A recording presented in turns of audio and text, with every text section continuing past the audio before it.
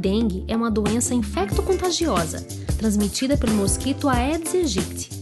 São várias as campanhas de educação e de conscientização que orientam a população sobre os cuidados básicos e simples que podem evitar o desenvolvimento do mosquito. Além disso, centros de pesquisa em saúde como a Geo Magalhães e a Fiocruz em Pernambuco têm desenvolvido métodos que ajudam a monitorar e a controlar a reprodução dos mosquitos. A proximidade do verão traz de volta o perigo da dengue e com ela a necessidade ainda maior de prevenção contra a doença. Para conversar sobre este assunto, nós estamos recebendo a professora Leda Regis, bióloga, doutora em Fisiologia da Reprodução de Insetos.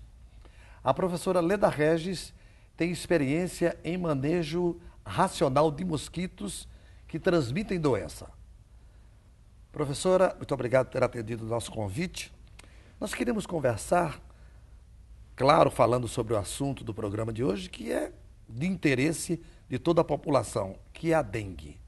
Como é que se reproduz esse mosquito chamado, já podemos dizer popularmente, de Aedes aegypti? É simples entender como esse mosquito vive muito próximo ao homem, em sua casa, como se reproduz. A fêmea deposita seus ovos em locais onde há água parada, água estagnada, qualquer local. Ela não escolhe a cor, nem o tamanho, nem a forma. Os seus ovos são depositados próximo à lâmina da água.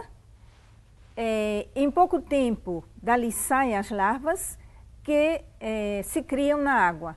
Crescem, se transformam em pupa, que é uma fase, digamos assim, de adolescência do mosquito, e dentro de 2 dias da pupa sai o inseto adulto.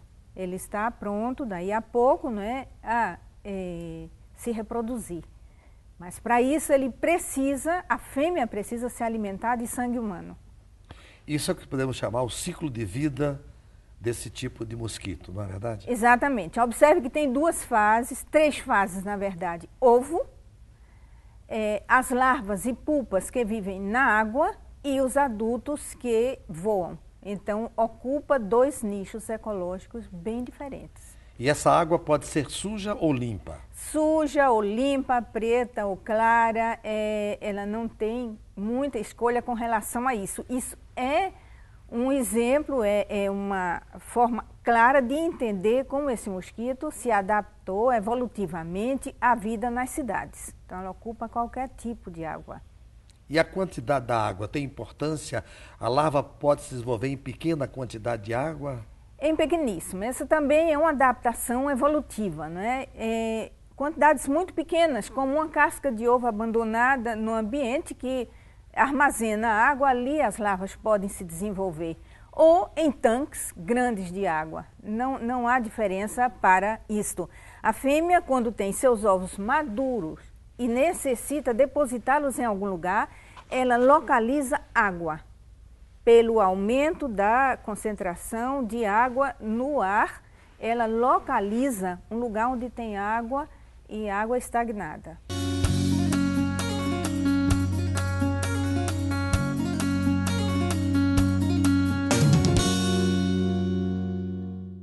E quanto tempo vive o mosquito adulto? A duração de vida de um mosquito adulto, como de qualquer inseto ou qualquer animal no ambiente, depende de muitos fatores.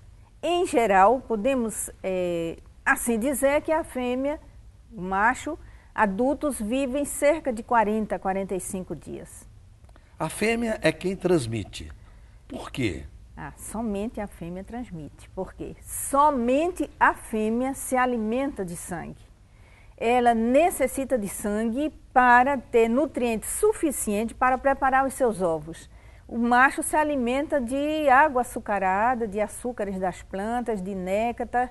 A fêmea também se alimenta de néctar, mas ela necessita de sangue, então ela é hematófaga. Isso faz com que ela, ao sugar sangue, suga junto com o sangue humano qualquer patógeno que esteja presente. Por exemplo, o vírus da dengue. E como é que a fêmea transmite a doença?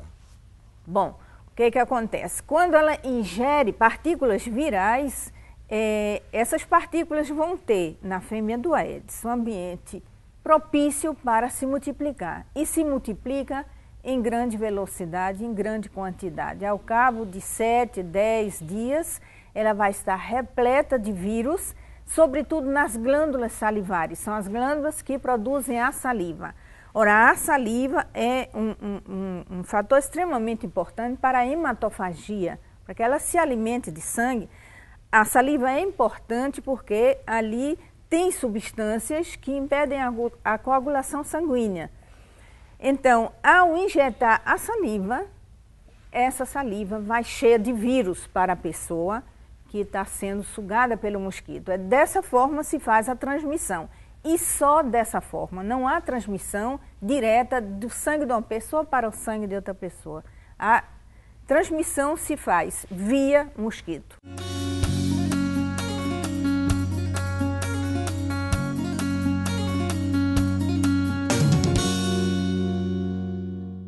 Professora, é verdade que uma pessoa pode ser picada pelo mosquito e não contrair o vírus da dengue? Como eu expliquei, a fêmea do Aedes, ela só transmite o vírus se ela picar a uma pessoa, se ela anteriormente picou uma pessoa, sugou o sangue de uma pessoa em fase virêmica. Aquela pessoa estava com dengue. Então, naquela fase virêmica, que o sangue da pessoa está repleto de vírus de dengue, uma fêmea se alimenta na pessoa naquele momento, então ela vai estar, a partir do 7º ao 10º dia, ela vai estar cheia de vírus. E aí sim ela transmite. Mas se a fêmea não picou, ao necessitar de sangue, ela não se alimentou de alguém que estivesse em fase virêmica, ela sugou apenas sangue, sem vírus de dengue, as outras pessoas que vão ser picadas em seguida não vão ser infectadas. E já que a preocupação é prevenir, que hábitos as pessoas poderiam desenvolver para dificultar ou até evitar mesmo a transmissão da doença? Eu costumo dizer 2 tipos de hábitos, não é? Que são fundamentais. É uma série de ações que requerem e que levam a pessoa a ter uma vigilância contínua cada dia do ano, 365 dias do ano, vigiar se em sua casa não tem água exposta ao mosquito. O outro comportamento que é também extremamente importante e ao qual se tem dado menor atenção é a proteção individual. Ora, mesmo que haja mosquitos infectados na casa de alguém, essa pessoa pode não se infectar se ela tiver um comportamento de proteção do seu próprio corpo. Então, por exemplo, o uso de roupas claras, de manga comprida, com repelente nas partes que ficam expostas, é uma forma de se proteger. São barreiras. Um ventilador dificulta a ação da fêmea se alimentar. Um ar-condicionado, enfim, há uma série de barreiras físicas que podem ser interpostas, que reduzem o contato do mosquito com a pessoa. Esses são comportamentos também que a gente precisa introjetar como parte da nossa vida, de todos nós que vivemos em países endêmicos para a dengue.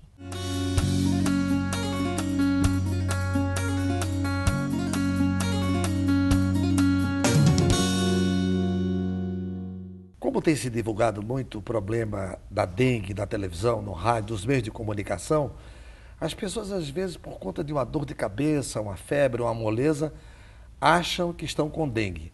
Mas como ter certeza de que a pessoa está com dengue? Como você falou, há uma série de sintomas que podem levar a pensar que é outra coisa, uma gripe ou quantas coisas, né? Quantas outras infecções.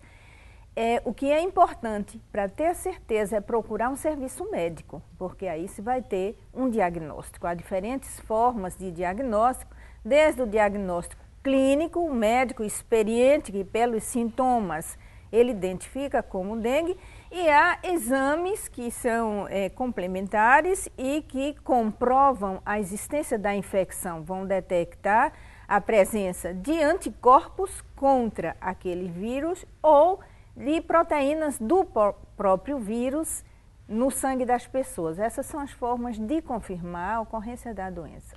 E por que o verão é a estação do ano onde há maior incidência de dengue? Cada ano, a partir de janeiro, aqui no Brasil, não é? E até junho. Um fator que é sazonal na transmissão é a quantidade de mosquitos. Então, o que é que acontece? Os ovos de mosquito do Aedes aegypti têm a capacidade de permanecer no ambiente muito tempo, mesmo na ausência de água. O que acontece na maioria das cidades, com um período sem chuvas, que é o período de setembro a dezembro, é um acúmulo desses ovos. Quando vem as chuvas de verão, junto com temperaturas altas, o que é que acontece? Vão encher esses recipientes e, no mesmo momento, nós vamos ter um aumento extraordinário da população de Aedes pelo número grande de larvas que saem desses ovos em um período curto de tempo. Isso vai resultar num crescimento progressivo da população. Então, a partir de janeiro, nós temos, em todos os lugares do Brasil, onde se fez estudos cuidadosos, se observa um crescimento geométrico, não é, da população do Aedes a partir de janeiro. Isso é que faz aumentar o número de casos de dengue. E quais são as áreas de maior incidência de proliferação do mosquito da dengue? Zé Mário, podemos dizer que são todas as áreas urbanas, indistintamente, não é, do tipo de ocupação da área. O que se observa e que se comprova cientificamente é que, assim, quanto mais denso o aglomerado urbano, quanto maior a densidade demográfica numa determinada área, maior a densidade de mosquitos nós vamos ter. Por quê? Vai ter maior oportunidades de criadouros, maior quantidade de criadouros, maior quantidade de águas oferecidas para a proliferação do mosquito. Então, há uma relação entre densidade demográfica, densidade humana ocupando um espaço e densidade de mosquitos.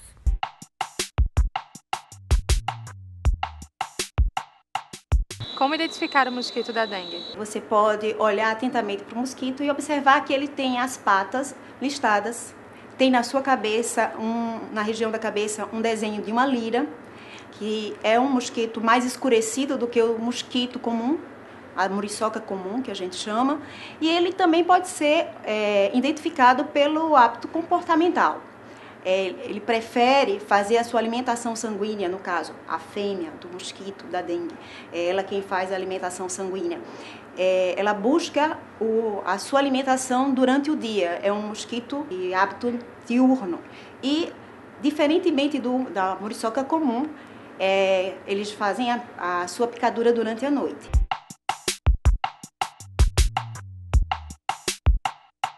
Sistema de monitoramento e controle populacional do vetor da dengue. É um sistema de controle, como está dito aqui, desenvolvido pela senhora e sua equipe. Como é que funciona? É um sistema que foi desenvolvido, na verdade, em 7 anos de estudo, a partir de uma parceria, na verdade, institucional entre Fiocruz e INPE, Instituto Nacional de Pesquisas Espaciais, com participação da Universidade Federal do Paraná e de Pernambuco. Na verdade, é uma reunião de esforços para desenvolver um sistema que está praticamente pronto e serve para monitorar a população do Aedes aegypti, ou seja, para mostrar onde ele está e em que quantidades, e ao mesmo tempo há estratégias de controle que compõem esse sistema e que reduzem a população do inseto, são dirigidas para os locais mais críticos, ou seja, os locais onde o vetor está concentrado em maior quantidade. E o sistema de monitoramento assistido pelo computador? Veja só, esse sistema, o sistema como um todo, que recebe a sigla de SMCP, Aedes, ele utiliza ferramentas extremamente simples, que são armadilhas de oviposição. A fêmea é atraída para depositar os seus ovos e é assim que ela indica a sua presença, é assim que detectamos onde ela está, usando essas armadilhas como sentinelas, verdadeiras sentinelas, que são espalhadas na cidade. Os ovos que são depositados em pranchas, em suportes físicos, eles são contados com a ajuda de um sistema de computação. A imagem é digitalizada e a contagem é feita semiautomaticamente ou automaticamente. Esses dados, os resultados dessa contagem de ovos, eles passam a um banco de dados espacial que vai usar tecnologias de informação diversas, vários softwares, para analisar esses resultados, e o que chega ao gestor de saúde são mapas mostrando a distribuição espacial do vetor, em que locais o Aedes está em maior concentração, assim indicando os pontos críticos para as ações de controle. Professora, e em termos de resultados, qual tem sido a eficácia desse sistema de monitoramento e controle do vetor da dengue? A eficácia do monitoramento, ela é surpreendentemente alta.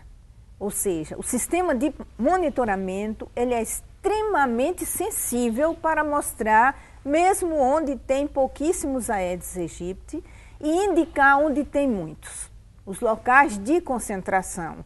Então, é um sistema de monitoramento extremamente sensível, extremamente eficiente, e mostra isso em tempo quase real. Devido ao uso de tecnologias de informação, nós podemos ver um retrato da cidade, como a cidade dividida em pedaços, os locais onde o vetor está em maior quantidade. Com relação ao sistema de controle, as ações de controle são todas ações mecânicas, físicas, que utilizam armadilhas ou aspiradores para atrair e eliminar os adultos e seus ovos. Esse sistema tem se revelado bastante eficiente na redução da população do vetor naqueles pontos críticos. Isso tem sido avaliado em 2 municípios aqui de Pernambuco, Santa Cruz do Capibaribe e Pojuca. E os resultados têm mostrado uma redução populacional do Aedes da ordem, vou dar um exemplo, de uma média de 1.200 a 1.500 ovos por mês em uma casa para 300. É uma redução bastante significativa. Quer dizer que essa é a forma desses sistemas de controle ajudarem na prevenção da doença? Sim. Ou tem mais alguma coisa que eles tenham contribuído? Não, a contribuição principal é essa. Fornecer ao gestor de saúde, que é encarregado de controlar a doença, né, uma ferramenta que ele indica onde estão os pontos críticos, onde deve ser prioritariamente implantadas as ações de controle. E ações de controle que são físicas, são mecânicas, que requerem a participação populacional, isso é muito importante, a participação da sociedade, e que, de fato, são dirigidas aos pontos críticos e, assim, reduzem o risco de transmissão naquelas áreas. Nós podemos considerar, então, que esse sistema já saiu da fase da experiência, já está sendo aplicado amplamente ou ainda tem experiência pela frente? O sistema foi implantado e acompanhado em sua rotina pelas secretarias de saúde, portanto, pelo sistema de saúde. Isso é operacionalmente viável, o custo é bastante baixo. Bom, o que precisa atualmente ser feito ainda é um acompanhamento por parte da Fiocruz, do INPE e das universidades, que eu mencionei, para a instalação desse sistema. Professora Leda Regis, o mosquito, o Aedes aegypti, nessa história toda é tido como grande vilão. A gente pode dizer que um dia vai se acabar com o mosquito transmissor da dengue? Há essa possibilidade? Na situação em que as populações do Aedes aegypti estão atualmente muito bem instaladas em todos os espaços urbanos, é extremamente difícil eliminá-lo.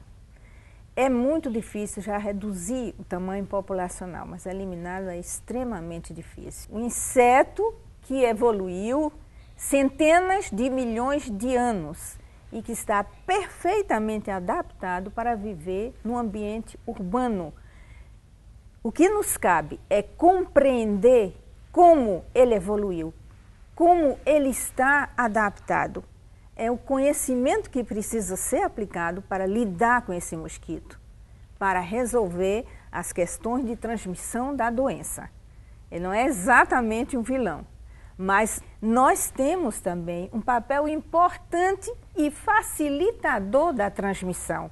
Por exemplo, no interior de uma casa, é um mosquito que transmite o vírus de uma pessoa para outra. Como ele dificilmente sai de dentro das casas, quem é que facilita a transmissão, a dispersão do vírus de um bairro para outro? São as pessoas que se deslocam em fase virêmica, por exemplo, para unidades de saúde, para buscar socorro. E aí, nas unidades de saúde, tem a Aedes aegypti, onde não deveria ter. Então, nós somos também vilões nessa história. É reconhecendo isso que podemos lidar melhor com essa questão.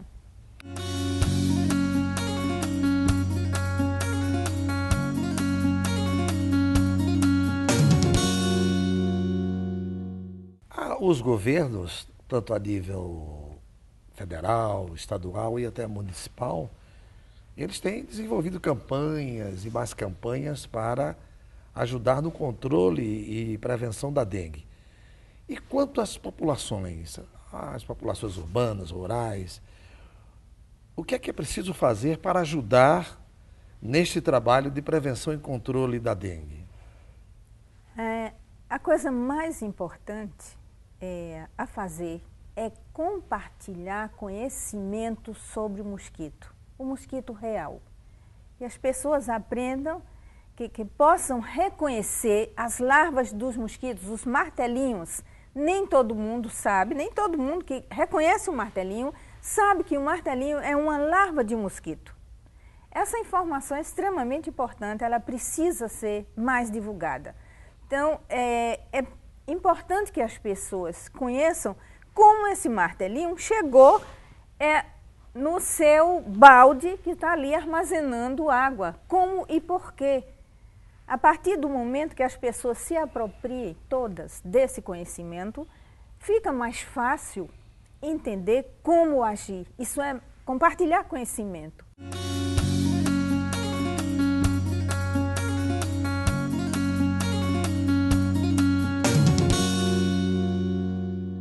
Além de compartilhar conhecimentos, que atitudes as pessoas poderiam tomar para ajudar a controlar e evitar a transmissão da doença? Quando você estiver com dengue, ou seus filhos estiverem com dengue, não mande seus filhos para a escola. Deixe-os em casa,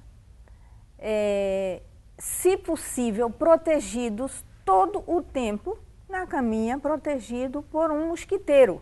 Não precisa ter inseticida e não deve ter no mosquiteiro. Simplesmente um mosquiteiro, uma barreira física importante. Então, cada pessoa protegida são dezenas de fêmeas de Aedes que não vão se infectar. Então, assim, cada pessoa vai estar contribuindo para reduzir a transmissão. Então, se protegendo, entendendo, buscando usar as barreiras físicas entre o seu corpo e o mosquito, você está dando uma contribuição epidemiológica, uma contribuição para reduzir a multiplicação do vírus, porque cada pessoa infectada é uma verdadeira fábrica de vírus que se multiplica. Cada fêmea de Aedes infectado é outra fábrica ainda mais veloz de produção de vírus e que pode infectar dezenas de pessoas.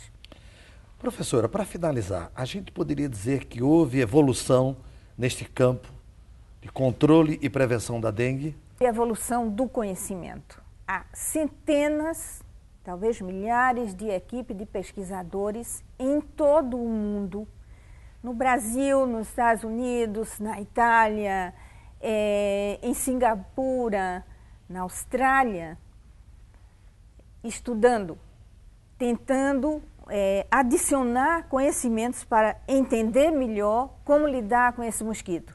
Mas há uma lentidão muito grande na aplicação disso. Infelizmente, os programas continuam a utilizar metodologias de controle do início do século passado, focalizando a busca dos criadores, que é extremamente difícil, e utilizando larvicidas tóxicos colocados na água de servir das pessoas, na água que as pessoas bebem e fazem seus alimentos. Nós precisamos e temos elementos suficientes, né, no acervo de conhecimento científico para superar essa fase. Doutora Leda Regis, nossos agradecimentos pela sua participação no nosso programa falando de ciência e tecnologia.